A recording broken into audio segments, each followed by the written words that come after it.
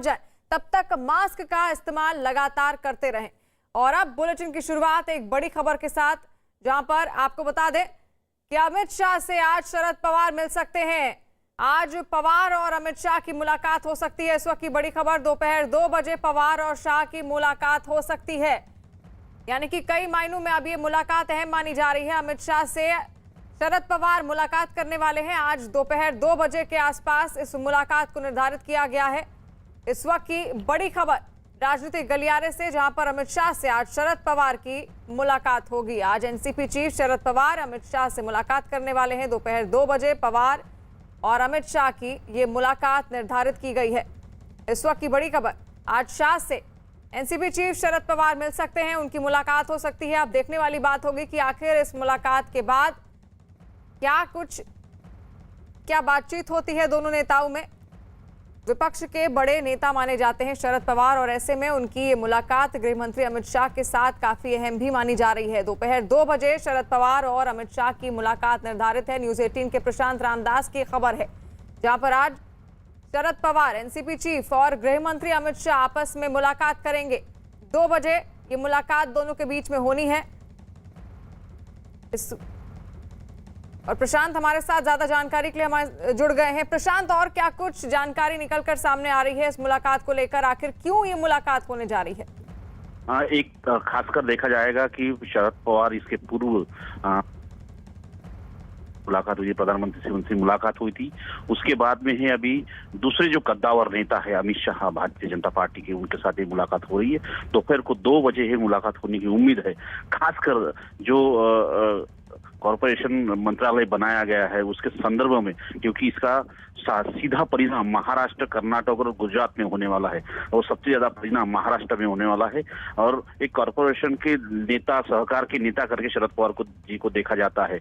उसके आधार पे ये मुलाकात होने की उम्मीद जताई जा रही है। इस वक्त हो सकता है उनके साथ शुगर इंडस्ट्री के जो अध्यक्ष है दांडेगावकर के, वो भी उपस्थित रहने की उम्मीद जताई जा रही है। लेकिन इस मीटिंग को अगर देखा जाए राजकीय दृष्टिकोण से, तो इससे पता चलता है कि जिस तरह से राज्य और केंद्र के साथ में जो अभी आजकल जिस तरह की शाब्दिक चर्चाएं चल रही है, और जिस तरह से एक में के खिलाफ बातें सामने आ रही है, उसको लेके हो सकता है इस मुलाकात में उसको कुछ बात हो। और हो सकता है कि एनसीपी चाह रही होगी कि एक प्रकार भारतीय जनता पार्टी के साथ जो उनका गठबंधन या जो जिस तरह की चर्चाएं है उसको उसमें कोई बड़ी दरार ना आए और उनका सामंजस्य चलता रहे।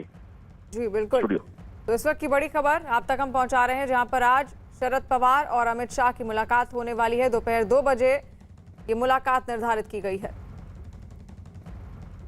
वहीं अब बात बारिश की, जहां देश के कई हिस्सों में भारी बारिश के बाद बाढ़ जैसे हालात बन गए हैं, तो वहीं पहाड़ी इलाकों में सड़कों पर मलबा गिरने से लोग मुसीबत की मार झेल रहे हैं।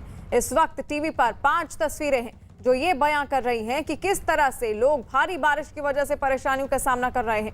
लोग आसमान से बरसी इस आफत का शिकार हो रहे हैं।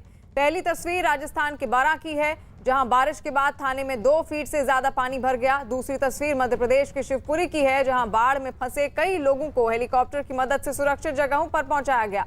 तीसरी तस्वीर हरिद्वार की है, वहां एक कार पानी के तेज बहाव में फंस गई। हालांकि बाढ़ में पानी घटने के बाद कार को बाहर निकाल लिया गया। चौथी तस्वीर मध्य प्रदेश के श्योपुर से है, वहां रिहायशी इलाकों में पानी भरने के बाद लोगों को सुरक्षित जगहों पर शरण लेनी पड़ी। 5वीं तस्वीर झारखंड के पलामू की है, वहां नदी में एक लड़का फंस गया। इस बात की खबर लगते ही वहां लोगों की भीड़ जुट गई और काफी कोशिश के बाद उस लड़के को बचा लिया गया।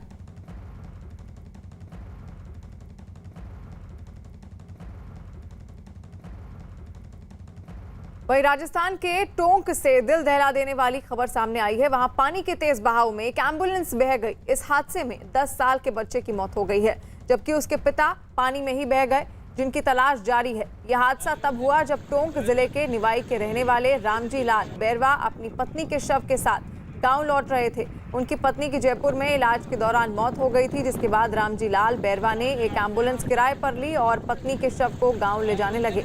एम्बुलेंस में उनका 10 साल का बेटा भी था। तभी सिरस रेलवे स्टेशन के पास नाले को पार करते समय एम्बुलेंस पानी के तेज बहाव में बह गई। ड्राइवर और एम्बुलेंस में बैठा एक और आदमी अपनी जान बचाने के लिए एम्बुलेंस की छत पर चढ़ गए, लेकिन रामजी लाल बैरवा पानी में बह गए, जबकि उनके बेटे की मौत हो गई। इस बात की जानकारी मिलते ही वहां लोगों की भीड़ जुट गई और फिर उन्हें बचाने के लिए रेस्क्यू ऑपरेशन चलाया गया। काफी कोशिश के बाद एम्बुलेंस की छत पर बैठे दोनों आदमियों की जान बचा ली गई, लेकिन रामजी लाल बैरवा का कुछ पता नहीं चला। राजस्थान के टोंक की ये तस्वीर है, जहां पर आप देख रहे हैं राजस्थान में जल प्रहार है, जहां एक एम्बुलेंस बह गई है। बाढ़ किस तरह आई हुई है और एक पुल को पार करते हुए एम्बुलेंस वहां बह गई, जहां पर एम्बुलेंस के भीतर 2 युवकों को तो बचा लिया गया, लेकिन जो एक युवक पानी में ही बह गया, वहीं एक 10 साल का बच्चा, उसकी मौत हो गई है। तस्वीर आप देख रहे हैं जेसीबी के सहारे किस तरह रेस्क्यू किया गया एम्बुलेंस का। राजस्थान के टोंक से तस्वीरें आपके सामने हैं।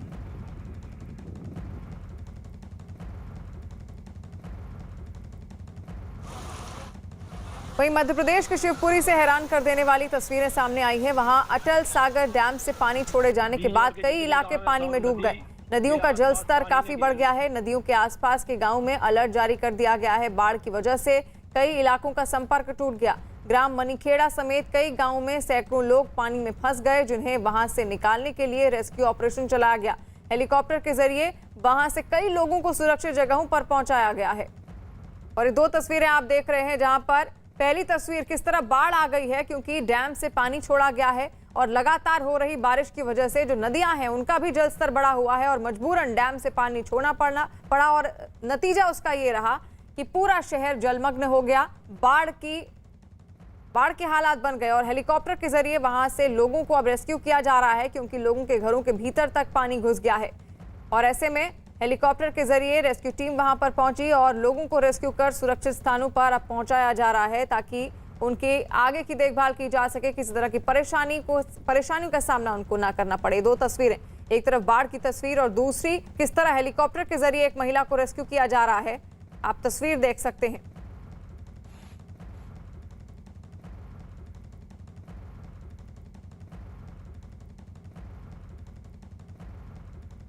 वहीं उत्तराखंड के हरिद्वार से दिल दहला देने वाला एक वीडियो सामने आया। वहां एक कार पानी के तेज बहाव में फंस गई। बताया गया कि ये कार वहां नदी किनारे अंतिम संस्कार में शामिल होने पहुंचे लोगों की थी, जो नदी में अचानक पानी बढ़ने की वजह से बहाव में फंस गई। लहरें इतनी तेज थी कि वो कार को कुछ दूर तक बहा ले गई। बहाव को देखकर किसी की भी पानी में उतरने की और कार को बचाने की हिम्मत नहीं हुई। बताया गया कि नदी आमतौर पर सूखी रहती है, लेकिन ऊपरी इलाकों में हुई बारिश की वजह से इसमें अचानक पानी आ गया और ये कार भी उसी की चपेट में आ गई। हालांकि बाद में पानी घटने के बाद कार को बाहर निकाल लिया गया। और हरिद्वार के उत्तराखंड की तस्वीर आप देख रहे हैं, जहां पर लगातार भारी बारिश हो रही है और भारी बारिश की वजह से पहाड़ी इलाकों से पानी अब नीचे उतरकर जमीनी इलाकों में आ रहा है। ये नदी बताई जाती है कि सूखी रहती थी, लेकिन हालात इस तरह के पैदा हो गए हैं। लगातार जिस तरह बारिश का सिलसिला शुरू हुआ है वो थमने का नाम नहीं ले रहा है और ऐसे में बाढ़ जैसे हालात पैदा हो गए हैं। जहां तस्वीर आप देख रहे हैं, एक गाड़ी इस बाढ़ के पानी में फंसी हुई दिखाई दे रही है।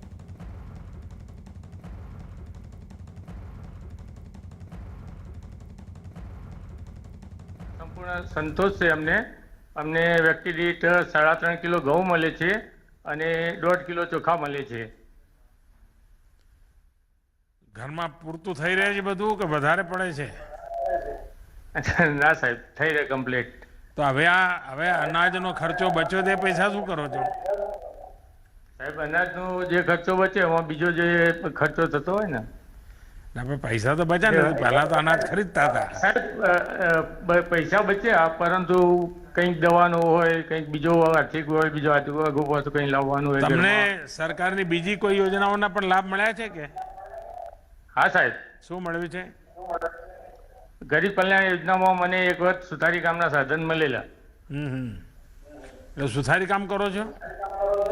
ના સાહેબ, હા, હું દૂધનો ધંધો કરું છું અને છૂટક મજૂરી કરું, જેવી કે લાઇટ વાળા પાસે હેલ્પરનું કામ કરું છું હું, અને બીજી કોઈ જો મજૂરી મળી રહે તો કરી લેવું છું। તમારા પરિવારમાં કોણ છે? દીકરા દીકરી? એક દીકરો છે અને એક દીકરી છે। એ લોકો ભણે છે? ભણાવો છો કે નથી ભણાવતા? હા સાહેબ, ભણાવું છું ને. हाँ હમ. नरसिंह भाई, सरकार की ये निरंतर कोशिश है कि सामान्य मानवी को हर स्तर पर हर संभव मदद पहुंचाई जाए। सिर्फ योजनाएं ही बनाई जाए इतना ही नहीं, बल्कि वो लाभार्थी तक पहुंचे भी। मुझे संतोष है कि आपको और आपके परिवार की राशन की चिंता दूर हुई है।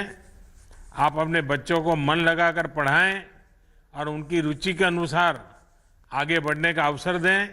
अब तो वडनगर में नવું रेलवे स्टेशन પણ બની ગયું છે, જોયા કે નહીં? જી હા સાહેબ, મુલાકાત લીધી ને. હા, કેવું બન્યું છે? રેલવે સ્ટેશન ગયા, પછી ત્યાંથી ગાડીમાં બેસીને મારા વિસનગર ગયા. ગામવાળા ખુશ છે વડનગર સ્ટેશન જોઈને? અરે સાહેબ, કેટલી ખુશી છે, કઈ ના પૂછો વાત. બયાન કરવી મુશ્કેલ છે. ચાલો, ખૂબ ખૂબ શુભકામનાઓ બધાને. ધન્યવાદ સાહેબ. વડનગર વાસીઓને મારા પ્રણામ. दिव्यांग लाभार्थी वर्षाबेन भूरिया। माननीय प्रधानमंत्री जी अब दाहोद की इस लाभार्थी से संवाद करेंगे और उनसे योजना के बारे में जानेंगे। વર્ષાબેન નમસ્તે. નમસ્તે સાહેબ. વર્ષાબેન, કયા ગામમાં રહો છો? દાહોદમાં કે બીજે ક્યાંય? જાળતમાં રોશે સાહેબ. અને મૂળ ગામ ક્યાં આપણું વર્ષાબેન? મૂળ ગામ ક્યાં? ભુરિયા વર્ષાબેન મનોજભાઈ, ગામ જાલત, નાકા ફળિયામાં રહું છું. અચ્છા. પ્રધાનમંત્રી ગરીબ કલ્યાણ યોજના આ મેળવવામાં કોઈ વાર કઈ તકલીફ તો નથી પડતી કે મળી જાય છે કે શું થાય છે? ના, નથી તકલીફ પડતી. દાણા ઠેકા ઉપરથી મળી જાય છે સાહેબ. દર મહિને જે સમય હોય એ સમય મળે છે કે મોડું પડે છે? હા બે ચાર હા, ફેર મળી જાય છે સાહેબ. બે ચાર વખત આટા મારવા પડે, ફેરા ખાવા પડે, એવું નથી થતું ને? और प्रधानमंत्री नरेंद्र मोदी, आप सुन रहे थे, गुजराती में वो लाभार्थियों से बात कर रहे थे।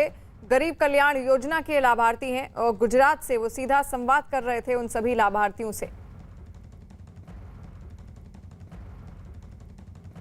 वहीं मध्य प्रदेश के श्योरपुर में आसमान से बरसी आफत से लोग परेशान हैं। वहां लगातार बारिश और बाढ़ से कई इलाकों में पानी भर गया है। एक जगह तो पानी की वजह से एक मकान का हिस्सा ही गिरकर टूट गया, जबकि रिहायशी इलाकों में पानी भरने से लोगों को सुरक्षित जगहों पर शरण लेनी पड़ी। हालात इतने बिगड़ गए कि हर तरफ पानी ही पानी नजर आया। कुछ रिहायशी इलाकों में तो इमारत का निचला हिस्सा पानी में डूबा हुआ दिखाई दिया, जबकि ऊपर की मंजिलों में कई लोग फंस गए, जिसके बाद बचाव दल के लोगों ने नाव की मदद से लोगों को बाहर निकाला और सुरक्षित जगहों पर भेजा। मध्य प्रदेश के श्योरपुर की ये तस्वीरें हैं। देखिए किस तरह मकान का एक हिस्सा टूटकर नीचे गिर जाता है। बारिश का ये कहर देखने को मिला। मध्य प्रदेश के श्योरपुर में पूरा शहर पानी में डूब गया है। हर तरफ पानी पानी है। जहां पर सड़कों पर कभी गाड़ियां चला करती थी, वहां पर अब रेस्क्यू टीम नाव के जरिए लोगों को बचाने की कोशिश में जुटी हुई है, क्योंकि लोग घरों के अंदर फंसे हुए हैं और लोगों के घरों के भीतर अब पानी घुसने लगा है। और इस वजह से लोगों को अब रेस्क्यू टीम द्वारा सुरक्षित स्थानों पर पहुंचाने की मुहिम शुरू हो गई है।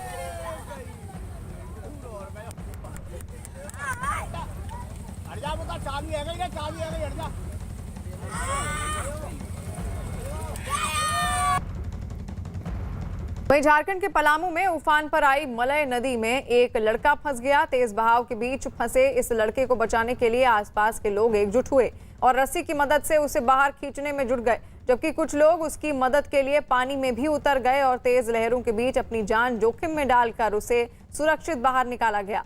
बताया गया कि ये लड़का अपनी बाइक से नदी पार करने की कोशिश में था और लेकिन पानी के तेज बहाव में लड़का बाइक समेत बह गया, लेकिन आसपास के लोगों ने तुरंत एकजुट होकर उसकी जान बचा ली।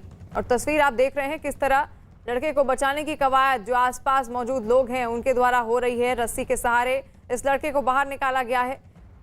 पूरे देश से इस तरह की तस्वीरें सामने आ रही हैं, जहां पर कई ऐसे लोग हैं जिनका रेस्क्यू किया जा रहा है और कई ऐसे लोग भी हैं जिन्होंने अपनी जान खो दी है बारिश के इस कहर से।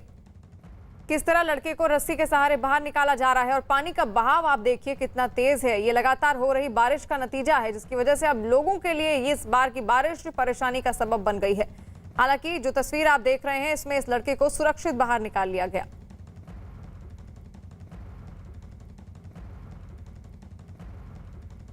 वहीं बिहार के खगड़िया में भी बारिश के बाद नदियों का जलस्तर बढ़ गया है। यहां तक कि गांव में भी पानी घुस गया है। लोगों के घर पानी में डूब गए, जिससे लोगों की परेशानी काफी बढ़ गई है। लोगों को कहीं आने जाने के लिए नाव का सहारा लेना पड़ा। बिहार के खगड़िया की ये तस्वीर है, किस तरह घुटनों तक पानी पहुंच गया है और सड़कों पर किस तरह अब नाव चलती हुई दिख रही है। ये देखिए तस्वीरें, लोग खुद को बचाने की कोशिश में जुटे हुए हैं और ऐसे में नाव के सहारे लोग बाहर निकलने की, बाढ़ प्रभावित क्षेत्रों से बाहर निकलने की कोशिश में है। ये एक शहर की तस्वीर है जो इस वक्त बारिश की वजह से पूरी तरह से जलमग्न हो गया है। बिहार के खगड़िया की ये तस्वीर आप देख रहे हैं, जहां पर मवेशियों के लिए भी अब परेशानी हो गई है और जो लोग हैं उनके लिए तो परेशानी का सबब इस बार की बारिश बनी ही है।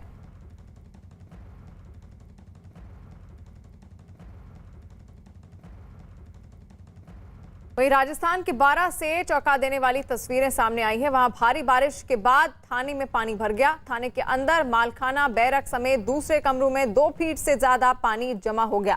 थाने के अंदर पुलिस घुटने तक पानी में काम करते हुए दिखाई दी, तो वहीं थाने में बंद आरोपी पानी में ही जैसे तैसे खड़े हुए नजर आए। इलाके में लगातार हो रही बारिश की वजह से रिकॉर्ड रूम में भी पानी भर गया है, जिससे वहां रखी सभी फाइलें खराब हो गई हैं। राजस्थान के बारां की ये तस्वीर है जो आप देख रहे हैं। थाने की ऐसी तस्वीर जहां पर बारिश का ऐसा कहर दिखा कि पानी थाने के अंदर तक घुस गया है और वहां कैदी किस तरह जेल में ही बंद, बैरक में बंद किस तरह कैदी वहां खड़े हुए नजर आ रहे हैं। आप देख सकते हैं सारा कामकाज भी ठप पड़ गया है क्योंकि अंदर तक थाने में बारिश का पानी घुस आया है। इस वजह से वहां मौजूद पुलिसकर्मियों को भी अब परेशानियां झेलनी पड़ रही हैं क्योंकि अंदर बैठने की जगह नहीं है।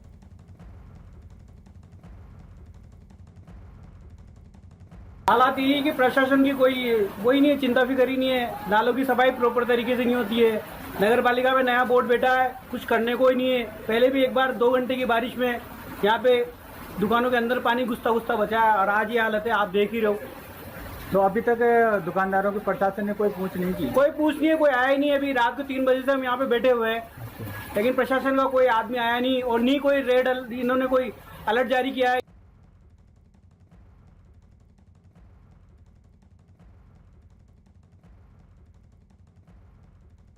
राजस्थान के बारां में पिछले कई दिनों से रुक रुक कर बारिश हो रही है। हालात ये हैं कि कई इलाके पूरी तरह पानी में डूब गए हैं। देवरी, शाहबाद, समरानिया, नारागढ़, मंगरोल समेत कई इलाकों में बाढ़ जैसे हालात हैं। यहां तक कि लोगों के घरों में भी पानी घुस गया है।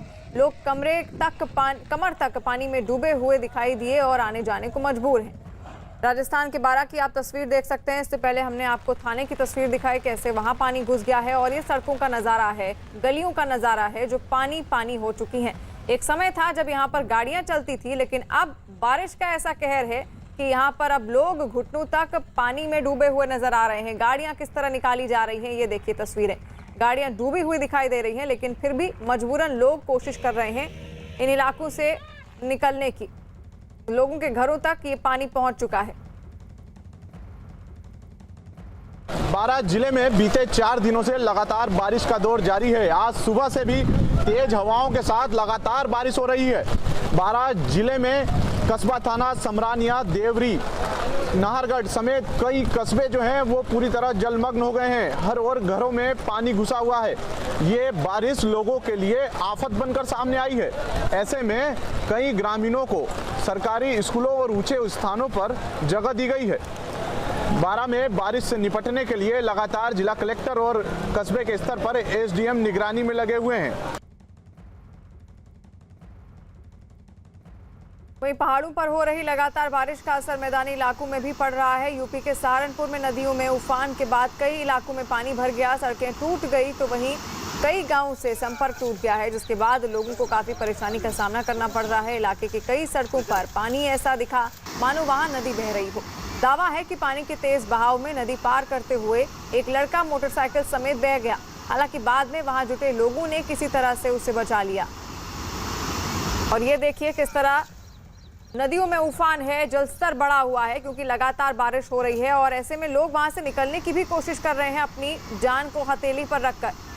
और ऐसा ही एक नज़ारा उत्तराखंड में भी देखने को मिला, जहां पर मोटरसाइकिल के सहारे एक लड़का इस नदी को पार करने की कोशिश में था। हालांकि वो डूबने लगा, जिसके बाद वहां मौजूद लोगों ने उसको बचा लिया।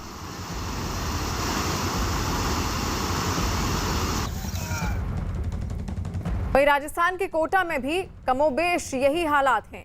भारी बारिश के बाद कई गांव टापू में तब्दील हो गए हैं। इस बीच जिले के धनवा गांव में एक गर्भवती महिला बाढ़ में फंस गई। इस बात की जानकारी मिलते ही अधिकारियों ने नाव के जरिए महिला को वहां से सुरक्षित निकाला और उसे अस्पताल पहुंचाया गया। राजस्थान के कोटा की ये तस्वीर है, जहां पर एक गर्भवती महिला की जानकारी मिलते ही, क्योंकि वो बाढ़ में फंसी हुई थी, तुरंत अधिकारियों ने मौके पर पहुंचकर गर्भवती महिला को सुरक्षित स्थान पर पहुंचाया, जहां पर अब उसे अस्पताल में भर्ती कर दिया गया है। यानी कि इस बार की बारिश हर किसी के लिए आफत लेकर आई है। और ये नज़ारा है शहरों का, जहां पर अब शहर भी नदियों में तब्दील हो गए हैं, टापुओं में तब्दील हो गए हैं और लगातार नदियों में, नालों में जलस्तर बढ़ता जा रहा है, जिसकी वजह से लोगों की परेशानियां और बढ़ती हुई दिखाई दे रही हैं।